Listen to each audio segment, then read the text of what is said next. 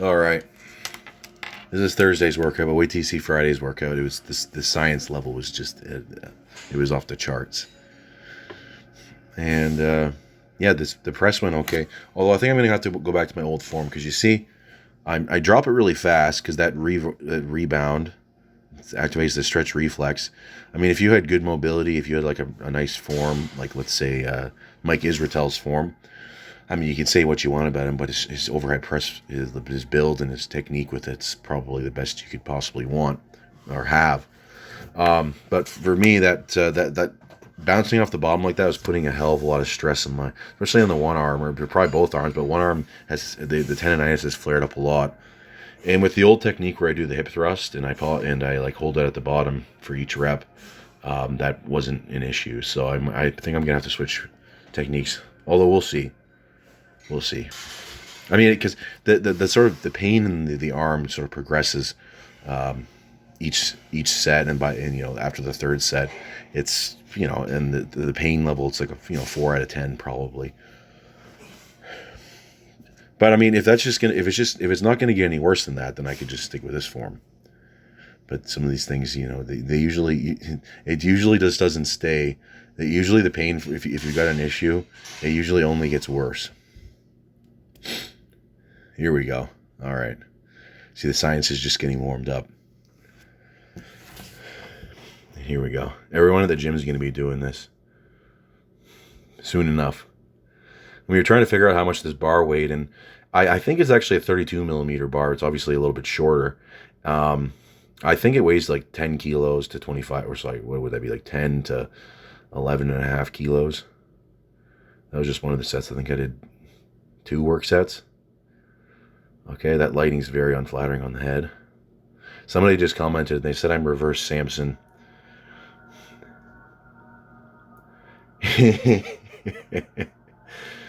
Yeah. Holy cow.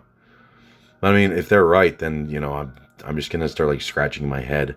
Make the hair fall faster. I got some Masteron around here somewhere.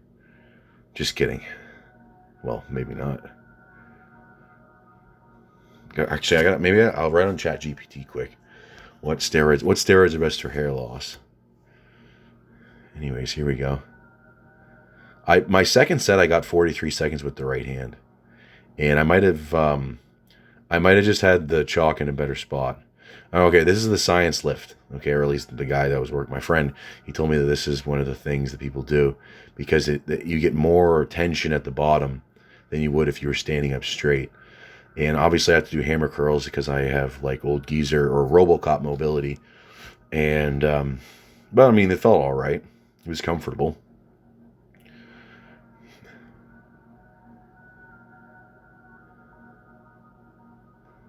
There we go.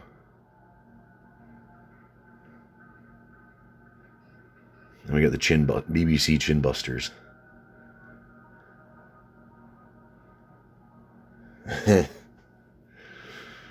These arms are going to be totally freaking huge soon enough. I'm going to look like Rich Piana. Imagine doing 8 hours of this. Everybody does that 8-hour arm challenge. I'm probably not going to do that unless you send me a lot of money. Okay, so like 300. You send me 300 rupees. No. Everyone's just like, yeah, I had a hell of a pump for like an hour, and then the last 7 hours, my arms just ached like hell. You might get like the typical talk about rhabdomyolysis, and it's sort of a rare thing, but doing that amount of damage to your biceps and your forearm muscles and brachioradialis, that might that might cause that. And like one guy said, it's like you better go to the hospital immediately and get cleaned out by the whatever the hell I think the machine is, because he says that he like pissed coke and he knew he needed to get to the hospital immediately. It's the Gen Z obsession with looks. Although, I mean, we all got in the gym to get jacked in the first place, but we weren't really concerned about this sort of thing. It's like nowadays everything is min-maxed. They try and optimize everything. Should you gym sell if you have a subhuman frame? the term subhuman used to mean something, and it used to get you fucking banned. If you think about the the Germans in the 30s, that's the terminology they'd use. But nowadays they're just throwing that thing around willy nilly. Okay. Should you Gymcel if you have a very poor bone structure? Yes, and here's why. You have to understand Guy's that the shoulders whole are really point low. of building muscle in your body is to basically create the illusion of a bigger bone This transformation here, that's more than 4 months, or maybe that's 4 months of steroids. structure, right? You're frauding your bones. For example, when we do lateral raises, we're building up the muscle tissue in the side delts, and that creates the visual illusion of wider clavicles, right? Especially when you're wearing clothes. Likewise, when we train the chest and the back, we're building up that muscle tissue to create the illusion of a larger torso in terms of the bones of the torso, that is. And people might say that, oh, that's cope. You'll never be able to compensate fully for your bone structure, and that's true to an extent, right? You can build muscle, but it's never going to be the same as having wide bones. But you can see that Oh man. it does have a very big visual effect, and it can help you improve the way your physique looks dramatically. This is Reg Park, like a bodybuilder from, I think, the 1950s, and this is just like a random guy I found. And you can see just by building up Just the by muscles, leaning forward and flexing your biceps, it can make a huge difference. Yes, but I mean, he is more muscular on there, right? This thing right here was hilarious because these terms are coming out. These terms are coming out every every 30 seconds, it seems, or at least for a boomer like me. The new term for it's not Chad or Giga Chad, True Adam, and I wonder what it's that like the biblical Adam. online space, if you can call it that, they're online too much, right? If I can put it that way, and they just have this mental delusion and retardation.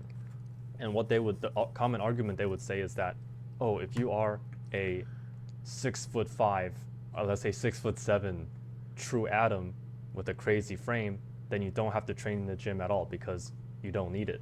And on the other end, if you are a true Those people on the right don't fucking exist.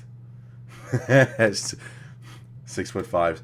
If you don't work out and you're that tall, you're gonna just look like a fucking beanpole. And I mean, this is, if getting pussy is the most important thing in your life, that's why the Zoomers are the new boomers.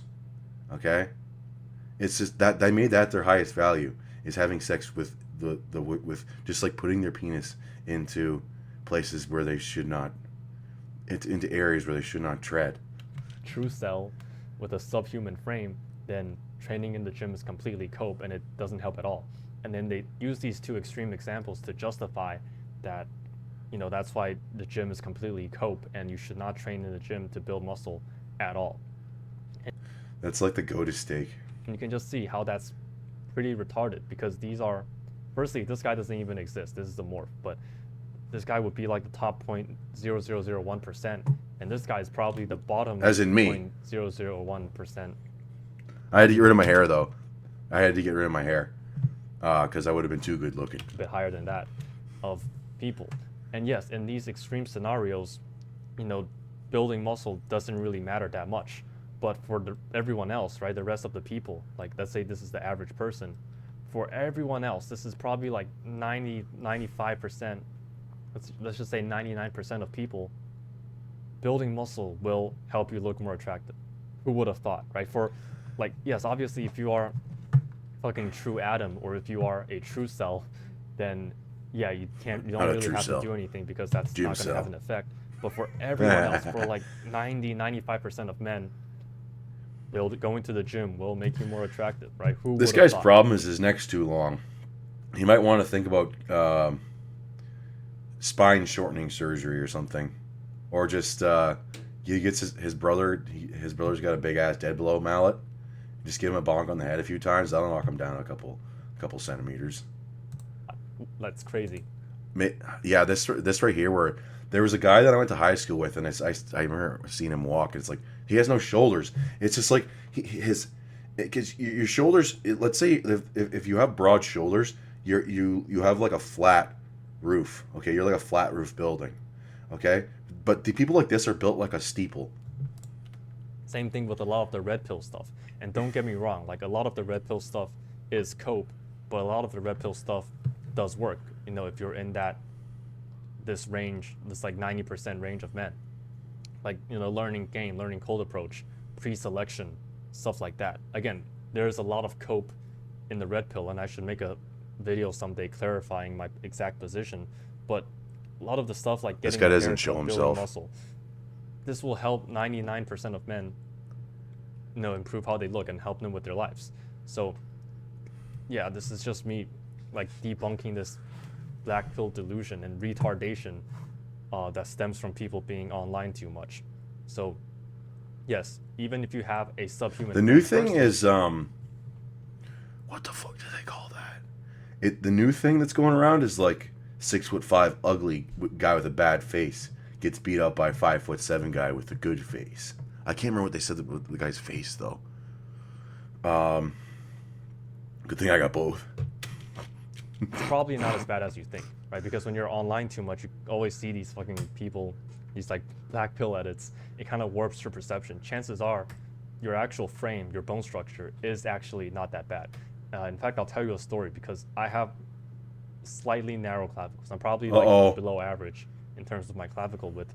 And for the longest time, I've just been Freeze. watching. Fucking subhuman. Jeez. Thanks a lot, Dad. It's like you're lucky we even had. We're lucky we didn't freaking get an abortion. So chances are, if you think you have Just kidding. That's terrible. Subhuman frame, so to speak, YouTube, did you get that? you very likely that's terrible. don't, right? You very likely don't. Maybe you have slightly below average, but you're definitely not in the realm where, you know, the gym is completely cope and you should not bother at all, right? The gym will still. The sun's fucking bright benefit you. today, eh? So, how do we actually train to, you know, improve our frame? How do we actually train? This is funny right here. Score Okay. a poor frame. Do that. This is basically Train like everyone else and just try and put don't on. get don't become a 280-pound bodybuilder. Otherwise, you won't have the optimal frame. You want to have the Y build, which is what Arnold has, instead of the X build. The legs are too big, makes your brajol look small. Okay, even if you're Mandingo here.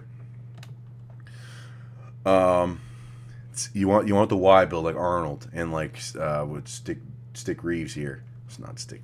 Steve Reeves. As much muscle as possible. Is that his Because if name? you do that, Fuck.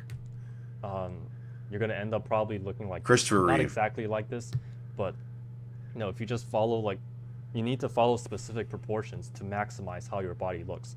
It's not only enough to prioritize certain areas like, you know, side delts and lats like everyone talked about, and I'm gonna go into depth a bit later, but you also have to de-emphasize other muscle groups so that your physique, the other muscle groups, look bigger in proportion. So Everyone who watches and take this advice will never ever get big or lift heavy weights. Well, that's not the idea. It's about getting chicks. It's kind of overrated. It's kind of overrated. Oh, oh boy. Oh man, it's just some girl thinks in her head like the girls are like, oh, the perfect body. It's like Brad Pitt in Brad Pitt in Troy, and then I want. But the thing is women are women really being honest? Okay, I'm pretty sure that there's the thing. Another thing, it's like if you're like too good looking, you're if you're jacked, good looking, and whatever, then they won't. But then again, this is also the new birth control brain. Okay, but if you're too jacked and good looking, then they're going to be too suspicious because it makes them hyper feminine and also masculine because it gives them an extra level of androgens that they wouldn't normally have, an extra estrogen. So they become neurotic. Okay, and so they're like, oh, that good looking guy, he's going to cheat on me, and so they go for dad bod until they go off the pill, and then they're like, this guy's disgusting. But are they being honest? It's like when women say they like, it's like they want an average sized brajol because, you know, too big, that hurts or whatever. Are they actually like? Are they gonna say on camera, okay, or if anyone else can find? Let's say they are they gonna say in secret? Okay, let's say that to one another, because they have these things like the guys at the Freemasons, girls have the whatever, the feminine hive mind. Okay, there's some things that they won't share. Maybe. Okay, maybe they're lying. They're like, well, I mean, if you say you like a big one, that makes you sound like a slut. Kind of explained it poorly, but the best way for me to explain this is just show you. I mean, clearly, though it hasn't really affected the reproduction of the small penis gene. So firstly, the legs. In classical bodybuilding, or just bodybuilding in general, there's this idea of the V taper versus the X frame. The V taper is like, you can think of Arnold in the golden What era, about the where zero he had build? a V-shaped upper body, When you're like but this. then the hips and the quads, they basically form a straight line. The outermost sweep of the quads stay in line with the hips, like this. You can see I kind of drew this shape, and it kind of forms a Y shape overall. That is the classical V taper. On the other hand, in modern bodybuilding, there's the X frame, which is same thing. They have a V-shaped upper body, but in the lower body, their quads have gotten so much bigger. You can just see the differences in the quads and the adductors. They just got so much bigger that now they actually sweep outwards, and it creates an upside down triangle. So the whole thing becomes an X. An hourglass figure. So it actually becomes feminine. You become so masculine, you become feminine. Okay, does he have any more illustrations? Okay, so no quads and adductors. Does he actually tell people not to train their fucking legs? Prioritize hamstrings and then glutes, and also the calves, and you'll still maintain that classical Y shape. So again, instead of focusing on squats and leg presses and all these pressing motions, focus on the posterior chain exercises, right? I recommend doing posterior chain exercises that focus more on the hamstrings and the glutes. So like stiff leg deadlifts, 45-degree back extensions, stuff like that. This guy doesn't realize how small the hamstrings are. Look at how big this guy is, and look like this. The trick that these guys do is they squeeze their legs together, and then it pushes the fucking hamstring out. Okay, when he's in that position, you can do so much hamstring shit, and it doesn't really add anything because the muscles are so fucking small. And then this whole like glute thing. Did he mention deadlifts? He said stiff leg deadlifts. I mean, deadlifts, they got too much leg drive.